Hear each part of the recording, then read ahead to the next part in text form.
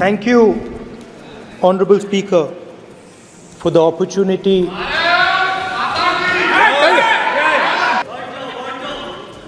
जय संविधान। कॉपी है उसकी?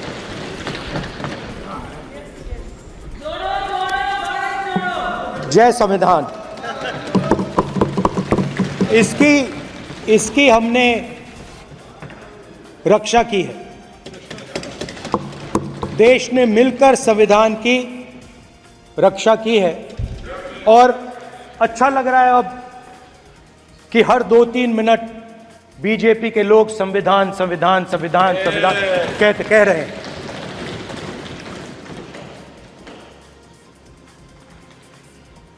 Speaker sir, for the last 10 years,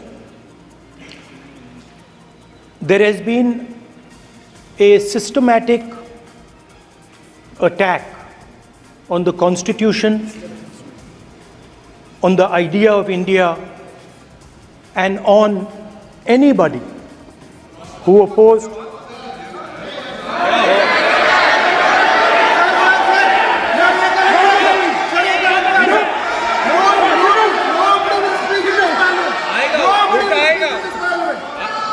आप पर उल्टा आएगा, वही बात नहीं, कल उल्टा आएगा आप पर। There has been, just warming up right now. अभी वार्म अप हो रहा है। तो there was a systematic, full-scale assault on the idea of India, on the Constitution, and also on millions and millions of people who resisted the ideas being proposed by the BJP, who resisted the attack on the Constitution. Many of us personally were attacked. In fact, some of our leaders are still in jail. One of our leaders has just recently been released. Another one is still in jail. And not only the opposition, but anybody who resisted the idea of concentration of power, of concentration of wealth, of aggression on the poor, of aggression on Dalits, minorities, tribals, was crushed, violently crushed. People were put in jail, people were threatened, and I myself was attacked. Sir, ये संसद TV का नया format देखा है, आधा, ये पहले हम देखा नहीं हमने। I myself was attacked by order of the Government of India, by order obviously of the Prime Minister of India. 20 plus cases, 2-year jail sentence, my house taken away, no problem. Shame. Relentless attack in the media, 24/7, every single day, abuse, attack. Shame. And then the most enjoyable and beautiful part of it, 55 hours of interrogation by the ED. No, which I really enjoyed. Because by the end of the interrogation, the officer off camera, he switched off the camera and then he asked me, Rahul ji, you've been sitting here 55 hours. आप पत्थर जैसे हो, आप हिलते क्यों नहीं हो? मुझसे सवाल पूछा उसने। तो जब ऐसा आक्रमण होता है, when there's an attack like this on you, you obviously need refuge, you need a place, or you need ideas that defend you. So today I want to start my speech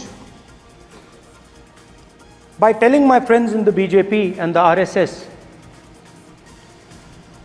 about the ideas that we used, the entire opposition used, to defend the idea of India. Where these ideas come from and how they gave us the strength, all of us, anybody who opposed the regime, how they gave us the strength to fearlessly take any onslaught that was placed before us. So I'd like to start by showing an image of our refuge. Okay? Sir Shiv ji की photo नहीं दिखा सकते sir? एक minute माननीय सदस्य। Sir Shiv ji की photo मना है सर? एक मिनट सर मना है तो रख देता हूं सर। नो एक मिनट सर क्या इस हाउस में शिव जी की फोटो दिखाना मना है? माननीय सदस्य, आप बस ये बता दीजिए माननीय सदस्य सर मना है या नहीं? कोई भी चित्र को दिखाने के तो शिव जी का चित्र इस साधन इस हाउस में दिखाना मना है? यहाँ पे दूसरी चीजों के चित्र दिखाए जा सकते हैं मगर शिव जी का चित्र नहीं दिखा जा सकता। अगर मैं कह रहा हूं कि हमें इनसे प्रोटेक्शन मिली और मैं समझाना चाह रहा हूं कैसे प्रोटेक्शन मिली, आप मुझे चित्र नहीं दिखाने दे रहे हो। इसके बाद मेरे पास और चित्र हैं, मैं सब दिखाना चाहता था। स्पीकर सर, ये चित्र पूरे हिंदुस्तान के दिल में है, पूरा हिंदुस्तान इस चित्र को जानता है, समझता है। Everybody knows this image. Speaker sir, why I got this image is because there are certain ideas in this image that we defend, that the opposition defends. The first idea in the image that we defend is the idea of confronting our fear, of never being scared. That idea is represented in this image which you are not allowing me to show, by a snake that is placed right near the neck of Shivji. The idea behind that is never be scared of anything that you face. In fact, Shivji places death 1 inch from his neck. And that is the spirit with which we fought when we were in the opposition. From this idea of resisting, we are still in the opposition, I know that, and I'm happy and proud to be in the opposition. Because for us there is more than power. There is truth. For you there is only power. That is the only place you want to be. For us there is truth, and this is a symbol of truth. So when Shivji places the snake near his neck, what he is saying is, I will accept the truth and I will not back down from the truth, and that is what we have said. After that, a new idea emerges. And of course, I cannot show Shivji's picture, but all of you know it. Behind the left shoulder of Shivji is the Trishul. Now, I would like you to understand that there is a reason that the Trishul, a weapon, has been placed behind the left shoulder. The Trishul is not a symbol of violence. It is a symbol of non-violence, and that is why it is placed in a place where Shiva cannot reach it with his right hand. If it was a symbol of violence, it would have been held in his right hand like this. It is a symbol of non-violence. That is why it is placed behind his left shoulder.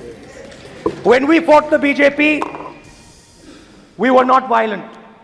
When we defended the truth, there was not an ounce of violence in us. Now, there is a third idea, and a very powerful idea that emerges from the idea of truth, courage, and non-violence.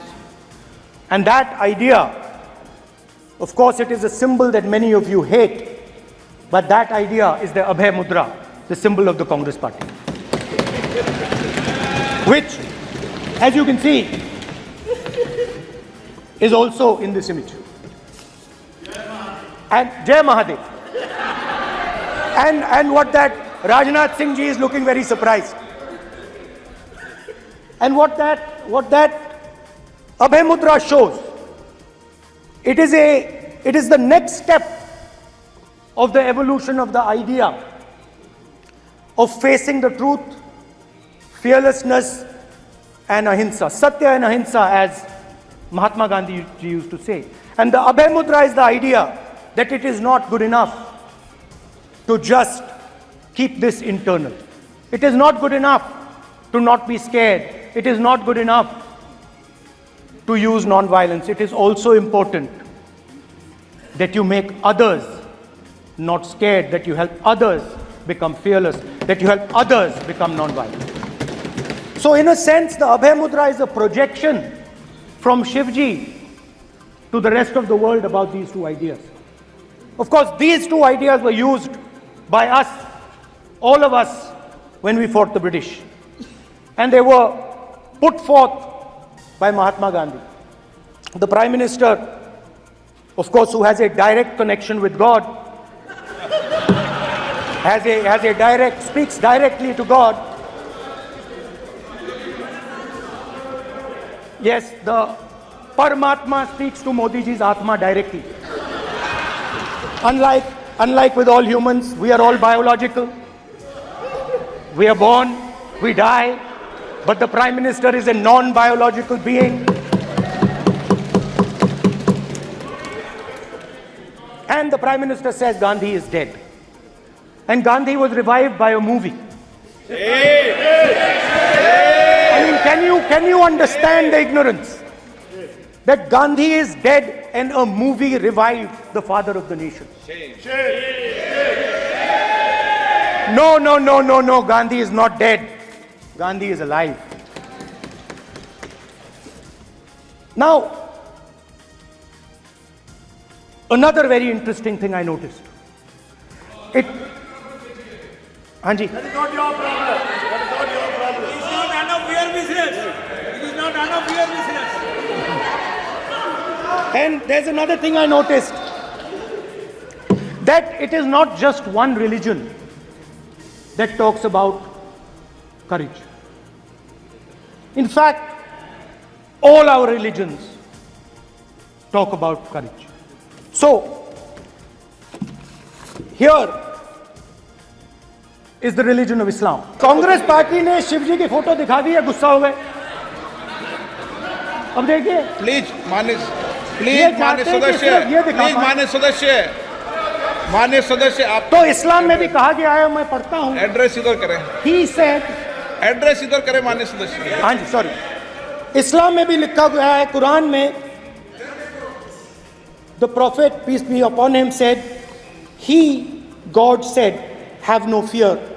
I am with you, hearing and seeing. मतलब इस्लाम में भी कहा गया है कि डरना नहीं है.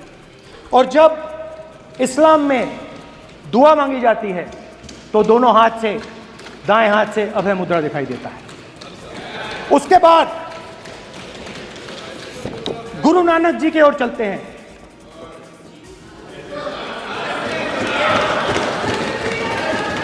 वाहेगुरु जी की फतेह, वाहेगुरु जी का खालसा. जिस धर्म पर आप हर रोज आक्रमण करते हो, गुरु नानक जी, गुरु नानक जी के चित्र में भी आपको अभय मुद्रा दिखाई देगा. गुरु नानक जी भी कहते हैं कि डरो मत, डराओ मत. और पंजाब से गुरु नानक जी मक्का तक गए, थाईलैंड तक गए, अफगानिस्तान गए, श्रीलंका गए. किसी से हिंसा नहीं की, अहिंसा की बात की, सत्य की बात की, और किसी को उन्होंने अपनी जिंदगी में नहीं डराया. उसके बाद जीसस क्राइस्ट की इमेज देखिए, उसमें भी आपको अभय मुद्रा दिखाई देगा. जीसस क्राइस्ट की इमेज में भी अभय मुद्रा. डरो मत, डराओ मत. और जीसस क्राइस्ट ने कहा कि अगर आपको कोई थप्पड़ मारता है तो दूसरा गाल दिखा दो। उसके बाद बुद्ध भगवान, अभय मुद्रा।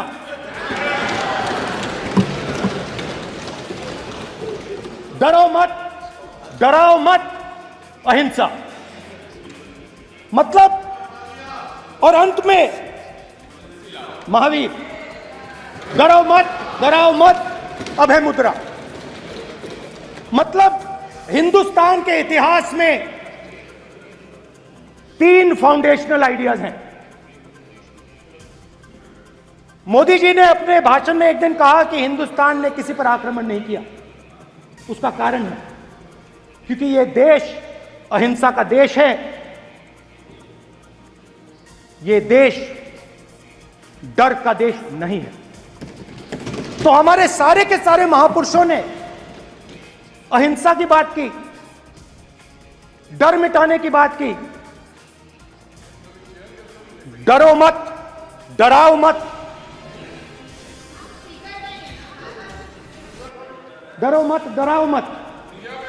और दूसरी तरफ शिव जी कहते हैं डराओ मत, अभय मुद्रा दिखाते हैं, अहिंसा की बात करते हैं, त्रिशूल को जमीन में गाड़ देते हैं। और जो लोग अपने आप को हिंदू कहते हैं वो 24 घंटा हिंसा, नफरत, असत्य।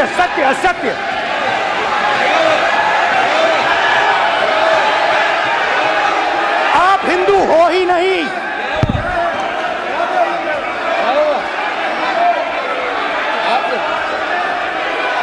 Just get me that picture of Shiva.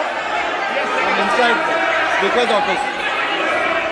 Hindu धर्म में साफ लिखा है, सत्य के साथ खड़ा होना चाहिए, सत्य से पीछे नहीं हटना चाहिए, सत्य से नहीं डरना चाहिए। अहिंसा हमारा प्रतीक है। अभय मुद्रा, ऐसे कीजिए, अभय मुद्रा।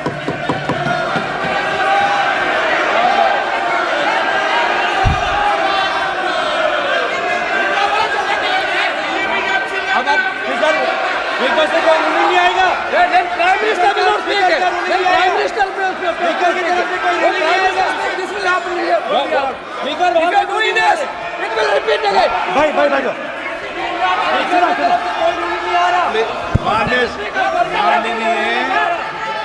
ये आप बात समझिए, आप बात समझिए। ये इसलिए चिल्ला रहे हैं क्योंकि तीर जाके दिल में लगा है, दिल में जाके तीर लगा है, इसलिए ये चिल्ला रहे हैं। देखो चुप हो गए, देखिए स्पीकर साहब चुप हो गए सब।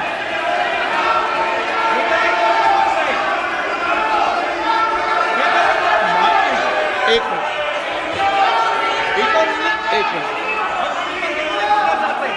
ये जो ये विषय बहुत गंभीर है।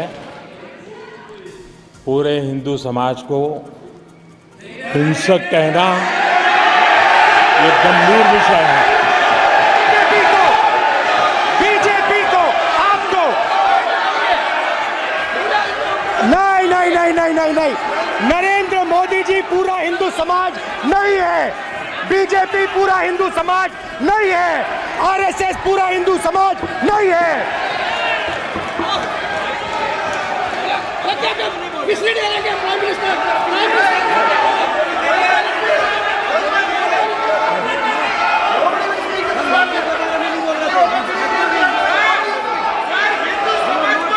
भूपेंद्र यादव जी, ये ठेका नहीं है बीजेपी का। भूपेंद्र यादव जी बोलना चाहते हैं आप? ये सब हिंदू हैं यहाँ पे। अगर आप हिंदू धर्म के जो महापुरुष हैं, महापुरुष छोड़िए, अगर आप शिव जी को देखें तो क्या हो रहा है सर?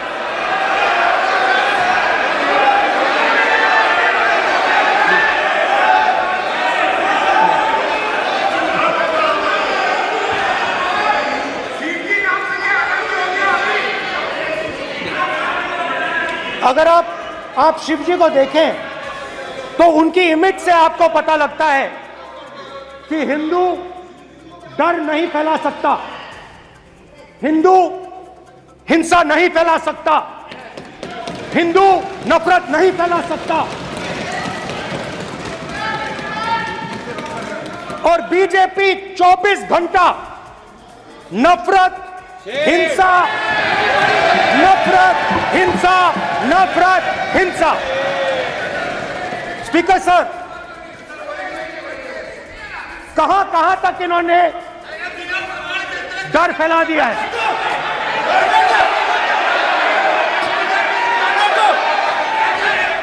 प्लीज प्लीज सर, कहां कहां तक इन लोगों ने डर फैला दिया? मैं आपको अयोध्या से शुरू करता हूं। सर नमस्कार, शाबाश। अयोध्या ने आपको मैसेज भेजा, अयोध्या ने राम भगवान, माइक दीजिए सर। हाँ सर, मेरा सवाल है सर, इस माइक का कंट्रोलर किसके हाथ में? सर मैं बिल्कुल आपकी रिस्पेक्ट करता हूं स्पीकर सर, मगर मेरे भाषण के बीच में सच्चाई ये है कि माइक ऑफ हो जाता है। मैं क्या करूं, हो जाता है वो। अब आपने देखा मैंने अयोध्या शब्द यूज किया और माइक ऑफ हो गया। नो,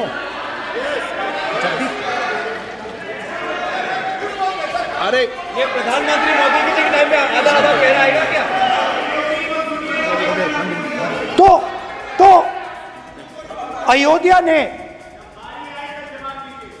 राम भगवान की जन्मभूमि, प्लीज ब्रदर, राम भगवान की जन्मभूमि ने बीजेपी को मैसेज दिया, और ये आपके सामने मैसेज बैठे हुए हैं। मैंने इनसे पूछा, कल कॉफी पी, इनसे मैंने पूछा बताइए, मैंने पूछा कि बताइए ये हुआ क्या? बीजेपी ने राम मंदिर का इनॉग्रेशन किया, बोलने दीजिए, राम मंदिर का इनॉग्रेशन किया। अरे भाई आप हार गए, उसको शासन करिए। नाम बोलने की कोई जरूरत नहीं है, मैं भाषण दे रहा हूं, आप नहीं दे रहे हो। मुझे बोलना है जो बोलना है, मुझे नाम लेने की कोई जरूरत नहीं, मुझे जो बोलना है मैं बोलूंगा। तो अयोध्या ने मैसेज दिया और मैंने इनसे पूछा कि हुआ क्या, और इनका जवाब आया।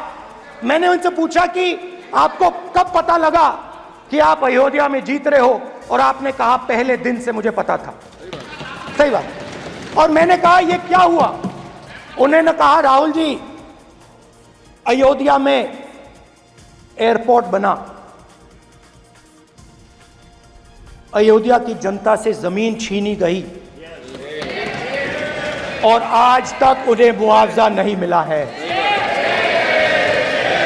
उन्होंने कहा, सही बात, उन्होंने कहा कि अयोध्या में जो भी छोटे छोटे दुकानदार थे, जो भी छोटी छोटी बिल्डिंग्स थी, उन सारों को तोड़कर गिरा दिया गया और उन लोगों को सड़क पर कर दिया गया। इन्होंने यह भी कहा कि अयोध्या के इनॉग्रेशन में अयोध्या की जनता को बहुत दुख हुआ, क्योंकि इनॉग्रेशन में अदानी जी थे, अंबानी जी थे, मगर अयोध्या का कोई नहीं। और ये कारण था कि अयोध्या की जनता में, उनके दिल में नरेंद्र मोदी जी ने भय डाल दिया। उनकी जमीन ले ली, उनके घर गिरा दिए, और फिर अयोध्या के गरीब लोगों को, किसानों को, मजदूरों को मंदिर के इनॉग्रेशन तक नहीं जाने दिया। मंदिर के इनॉग्रेशन छोड़ो, उसके बाहर भी नहीं जाने दिया। और इसीलिए अयोध्या की जनता ने सही मैसेज भेजा। अच्छा, इन्होंने मुझे एक और बात बोली, 3 बार इन्होंने कहा कि 3 बार नरेंद्र मोदी ने टेस्ट किया, 2 बार क्या मैं अयोध्या से लड़ जाऊं? और सर्वेयर्स ने कहा अयोध्या में मत लड़ जाना, अयोध्या में मत लड़ जाना, अयोध्या की जनता हरा देगी। और इसीलिए प्रधानमंत्री वाराणसी गए और वहां बच के निकले।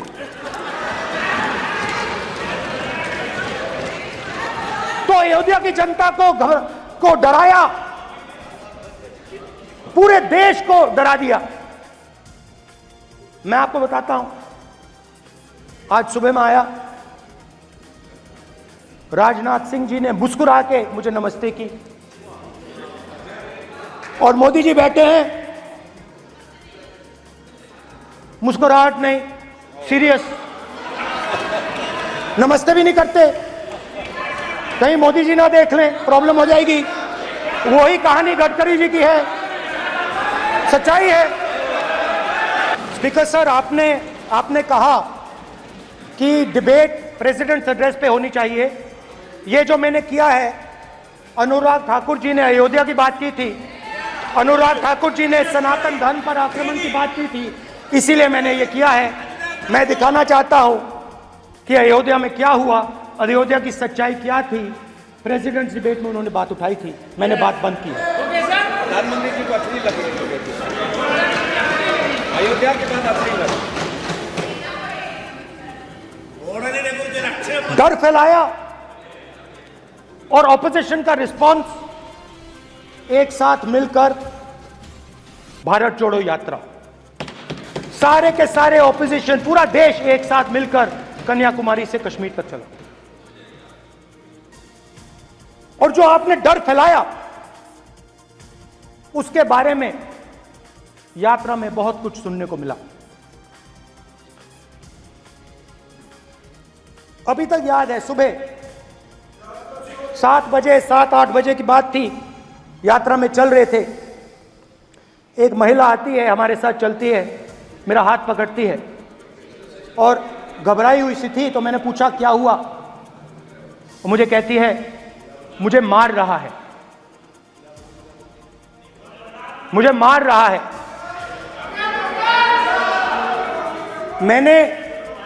मैंने पूछा कौन मार रहा है,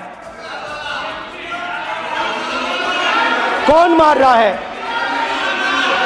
बेटी बचाओ, बेटी की दुविधा सुनाई नहीं दे रही, बेटी का दर्द नहीं सुनना चाहते, भारत की महिलाओं का दर्द नहीं सुनना चाहते।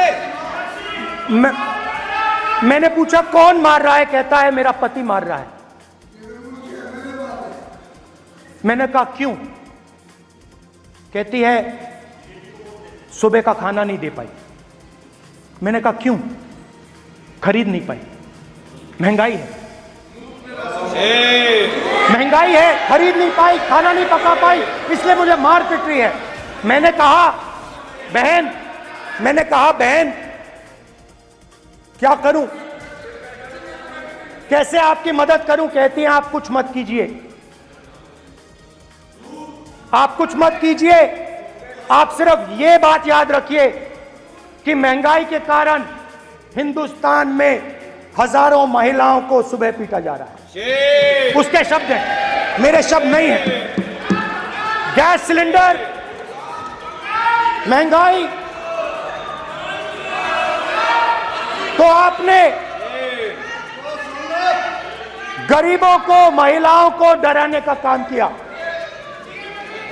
शिव जी कहते हैं डरो मत, डराओ मत।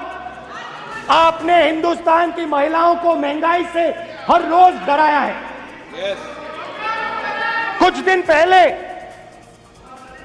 मैं पंजाब में अग्निवीर के परिवार से मिला, सुनिए, अग्निवीर के परिवार से मिला। छोटा सा घर था, छोटा सा घर था,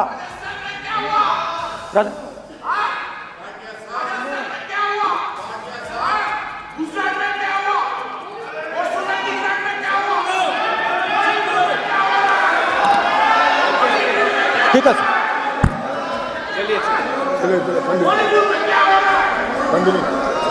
छोटे से घर में अग्निवीर शहीद हुआ, लैंडमाइन ब्लास्ट में शहीद हुआ। मैं उसे शहीद कह रहा हूं, मगर हिंदुस्तान की सरकार उसे शहीद नहीं कहती। नरेंद्र मोदी उसे शहीद नहीं कहते हैं, नरेंद्र मोदी उसे अग्निवीर कहते हैं। उस घर को पेंशन नहीं मिलेगी, उस घर को कॉम्पनसेशन नहीं मिलेगी, शहीद का दर्जा नहीं मिलेगा। और बेचारे बैठे हुए थे, 3 बहनें थी, एक साथ बैठी हुई थी, रो रही थी। आम जवान को पेंशन मिलेगी, जरूर दुख होगा, मगर हिंदुस्तान की सरकार आम जवान की मदद करेगी। मगर अग्निवीर को जवान नहीं कहा जा सकता। अग्निवीर यूज एंड थ्रो मजदूर है। और आप उससे कहते हो, उसको आप 6 महीने की ट्रेनिंग देते हो, 6 महीने की ट्रेनिंग देते हो। दूसरी तरफ चाइना के जवान को 5 साल की ट्रेनिंग मिलती है, राइफल लेकर उसके सामने खड़ा कर देते हो, उसके दिल में भय पैदा करते हो। एक जवान और दूसरे जवान के बीच में फूट डालते हो कि एक को पेंशन मिलेगी, एक को शहीद का दर्जा मिलेगा, दूसरे को नहीं मिलेगा। और फिर अपने आप को देशभक्त कहते हो। ये कैसे देशभक्त हैं?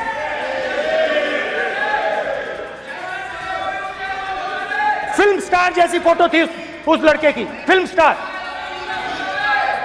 बॉलीवुड स्टार की फोटो थी। मैं सोच रहा था, देखो इस युवा ने जान दी। स्पीकर सर,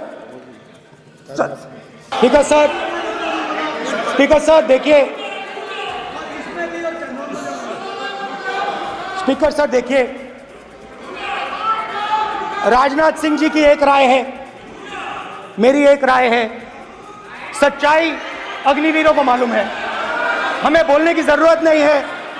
अग्निवीर को किस चीज का सामना करना पड़ता है, शहीद का दर्जा मिलता है या नहीं मिलता है, कॉम्पनसेशन मिलता है नहीं मिलता है, पेंशन मिलती है नहीं मिलती है, वो उसको मालूम है। पॉइंट ऑफ अग्निवीर की सच्चाई मैंने फ्लोर ऑफ द हाउस पे रखी है। और राजनाथ सिंह जी ने भी कहा है, जो रियलिटी है वो हिंदुस्तान की सेना को मालूम है, वो अग्निवीरों को मालूम है। उनके कहने से या मेरे कहने से कोई फर्क नहीं पड़ता, सच्चाई तो उनको मालूम है, उनको मालूम है सच्चाई कौन बोल रहा है। हमसे जुड़े रहने के लिए हमारे चैनल को सब्सक्राइब करना ना भूलें, साइड वाला लाल बटन जरूर दबाएं।